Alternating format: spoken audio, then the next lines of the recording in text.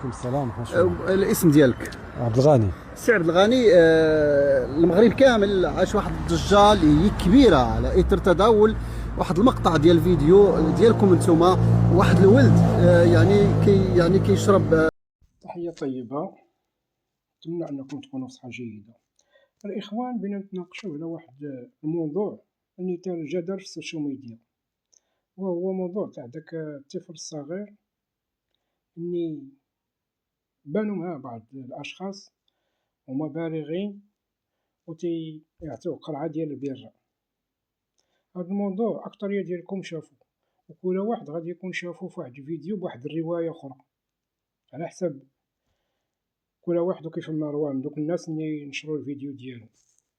اولا تندير واحد الرجاء لجميع الاخوان اصحاب القنوات ولا حتى دوك اصحاب الجرائد الالكترونيه الصحافه اللي نشروا هذا الحدث هذا، رجاء يحذفوا الصوره ديال داك الطفل، رجاء من باب الانسانيه ولوجه الله يحذفوا الصوره ديال داك الطفل، لان داك الطفل ما ذنب والو، ما دار والو وما ناوي والو، واصلا هو ما عرفش اش يدير، لان السيد باقي قصير ودري باقي عنده المستقبل ديالو. بنا نتكرسوا ليه الحياه ديالو، بيتعقد في النفسيه ديالو وبيوقعوا ليه واحد الضغوطات من طرف الاصدقاء ديالو الا بقات التصويره ديالو منتشره عبر وسائل التواصل الاجتماعي. لهذا رجاء نحذفوها. النقطه الثانيه اللي بنتكلموا عليها وهي ديال دوك الاشخاص، بغينا نعرفوا شكون هما دوك الاشخاص. اولا كاينين صحاب القنوات اللي قالوا لك لا حكا ما حكا راه لبات هو اللي تيعطي الشراب لولدو، وهذه خطا، لان لبات ما كانش حاضر معاهم في ديك الجلسه الخمريه، لبات ما كانش معاهم، وهما اسره تعيشوا كاملين في دار وحده. الاب ديال داك الدري اللي كان مع دوك الناس، ودوك الجوج اللي كانوا اخوت، وداك اللي الدري الصغير اللي كان تيشرب اللي عطاو البيره هو راه ولد خوهم الثالث اللي اصلا ما كانش معاهم في ديك الخمريه، وكان معاهم ما غاديش يخلي ولده ربما، لان حنا غادي نجيو دابا للتفاصيل. اولا من بعد ما تم انتشار الفيديو، كان انتشار الحريق في القش، تدخلت السلطات مشكورة من طرف وكيل العام الملك، عطى الإذن الأمن الوطني والدرك الملكي باش ينسجموا باش يلقاو أصحاب هذا الفيديو هذا، وفعلا تم القبض عليهم بواحد الجماعة تابعة لإقليم بن سليمان. ولكن للأسف هرب واحد وتقبض الآخر، الشخص الآخر. قبل ما يتقبض الشخص الآخر كان طرح واحد التصريحات ديالو على اللسان ديالو وتيقول فيه بأنه تيعتذر للمغاربة على داك الفيديو، أن تيعتذر على داك الشيء اللي شافو المغاربة من طنجة للقويرة.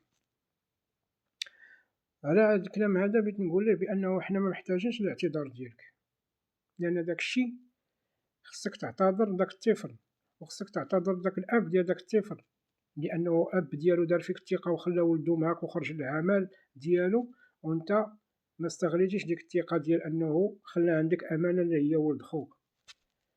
النقطة الثانية قال لك بأنه حكا ما حكا داك الشيء اللي يشرب الدري ماشي الشراب، هي المناضة، أنه شد قرعة المناضة وخواها ليه في ديك القرعة تاع البيرة. واخا سيدي نمشيو معاك في هاد الطرح هذا، واخا انا تندير بداك المثل اللي تيقول لك الا كان الحمق تيتكلم داك تيتصنت يكون بعقلو، الا كنتي انت حمق وتتكلم حنا تنتصنتو راه بعقلنا. قلتي المناضة خويتيها ودرتيها ليه في قرعة تاع البيرة، اشنا هو السبب؟ اشنا هو الدافع؟ علاش عطيتيه مناضة في قرعة البيرة؟ يلا شرح لنا هذا السبب علاش، كون ما كانت عندك واحد النية مبيتة.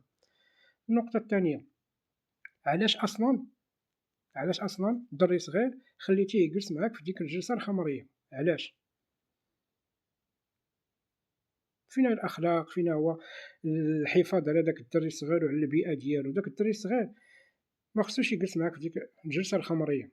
ثاني حاجه قلتي بانه لا حكا ما حكا راه حين انت عزيز عليه وتيجي تيجلس معاك، داكشي علاش خليتيه يجلس معاك. واخا خليتيه يجلس معاك، ولكن فاش بغيتي تجبد الشراب بغيت نوض تقول له سير في حالاتك، بغيت نوض تقول له سير للبيت ديالك، بغيت نوض تقول له سير براسك تنعس، لان هاديك الوقيته ديال تنعس الدراري الصغار باش يفيقوا بكري ان شاء الله، باش الا عندهم مدرسه يمشيو لمدرستهم، الا سميتو النمو ديالهم باش ينمو، لان النمو ديال الدراري الصغار تينمو 50% في النوم ديالهم الا كان نوم صحي وسليم.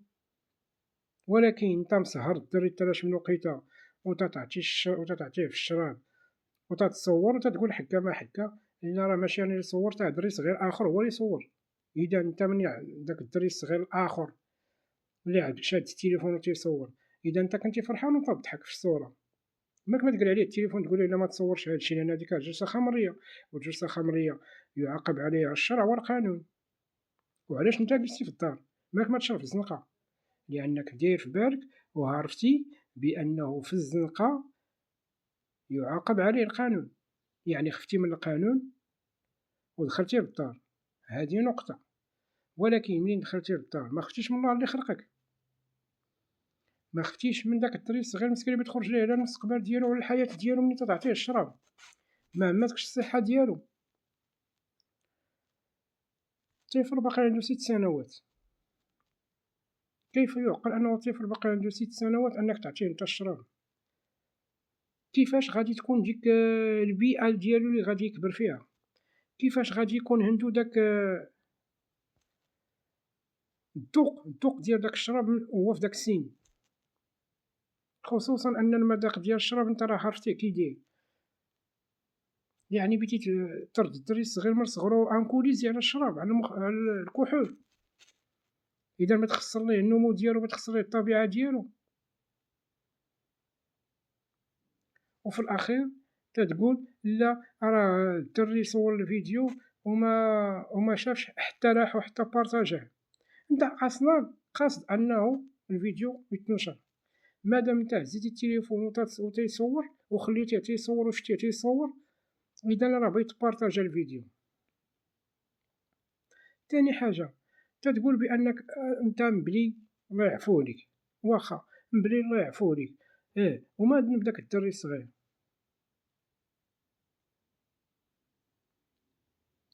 مادام انت خليتي الدري صغير اذا هذه هي النشأة اللي انت بغيتيه يكبر فيها. وهنايا غادي نحلو واحد القوس اللي اصلا فعلا خصنا نتحركو كمجتمع مغربي، خصنا نتحركو كهيئات كجمعيات حقوقية وإنسانية، لأن ولينا تنشوفو شي مظاهر ولا تنخر المجتمع ديالنا ما كانش فيما مضى، وحنا تنشوفو فيها وصابرين ومتعايشين معاها. منين تنشوفو من بين هاد الظواهر هادي، منين تنشوفو مثلا واحد الحانوت ديال المواد الغذائية اللي في الحومة اللي حدا الديور، كنا تنعرفو حنا الحانوت ديال المواد الغذائية تتبيع ما هو متعلق بالمواد الغذائية، تلقاو حتى هي ولا تتبيع السجائر ولا تتبيع الكارو، نديرو بحال عينينا ما شافت بحال ما سمعنا والو وغادي. ولادنا تيكبروا في ديك البيئة وتيشوفوا داكشي وتيقلدوا حتى هما دوك الناس اخرين. اذا هذه بيئة خاطئة. منين نخليو شي دكان في الاحياء السكنية هو اصلا عنده مواد غذائية وتيبيع مع المخدرات وتيبيع مع هادشي ديال السجائر، فبهكا راه تنضربو المجتمع، هكا راه تنهرسو الامة، هكا تنهرسو الاجيال. ناهيك على بعض الاباء وبعض الاخوه اللي تيصيفطوا الاخوات ديالهم الصغار بعض الاباء اللي تيصيفطوا الابناء ديالهم الصغار والقاصرين، تيقول ليه هاك سير جيب لي الكارو عند مول الحانوت، هاك سير جيب لي ديك الورقه فين تيديروا داك المخدرات، سير جيبها لي عند مول الحانوت. وكيف يعقل ولد 6 سنين ولد 7 سنين ولد 10 سنين حتى الولد 16 سنه 17 سنه لانه باقي مراهق وتتصيفطو باش يجيب لك الكارو؟ يعني تتدربوا على انه يهرب الثمن ديال الكارو، وانه يمشي عند داك اللي تيبيع الكارو وانه يشد الكارو بيديه. اذا اش بقات ليه مرحله وحده وهو التجريب، وهو انه يديرو فمو ويجربو، تيشوف فيك انت تتكمي حداه. ناهيك على انه ملي تيجلس حداك وانت تتكمي بانه راه تيسبيري كاع داكشي اللي تتكمي نتايا وبالدوبل. واش هادشي هذا ما تديروهش بالكم الاخوان؟ انا تنتكلم هذوك الناس اللي تيصيفطوا ولادهم وتيصيفطوا الخوت ديالهم للحانوت يجيبوا لهم الكارو، وتنوجه النداء للسلطات، واش واش هادشي فعلا مقبول ولا ما مقبولش؟ ملي تنشوفو محل ديال المواد الغذائية منمومين عليه الشباب، ما بقاوش منمومين عليه الرجال والنساء باش يجيبوا المواد الغذائية، ولاو منمومين عليه الشباب، شابات صغار وشباب فريعان الشباب ديالهم، هذا بغا كارو، هذا بغا جوج، هذا بغا ديك الزربية، هذا بغا داكشي ديال المخدرات، وحنا تنشوفو تنسمعو ساكتين. كيف يعقل؟ وتنقولو بأن حكا ما حكا راه باقي بينا واحد البيئة جيدة وبينا واحد الجيل يجي جديد ويقاد ويصلح ويدير. كيف يعقل وحنا تنساهمو في التخريب ديالو من صغرو؟ الهضرة كتيرة، اللي يفهم هو اللي بغينا، ما سكتنا حتى فات القياس. المهم الإخوان، نتمنوا الآراء ديالكم والأفكار ديالكم في التعليقات. تحية للجميع.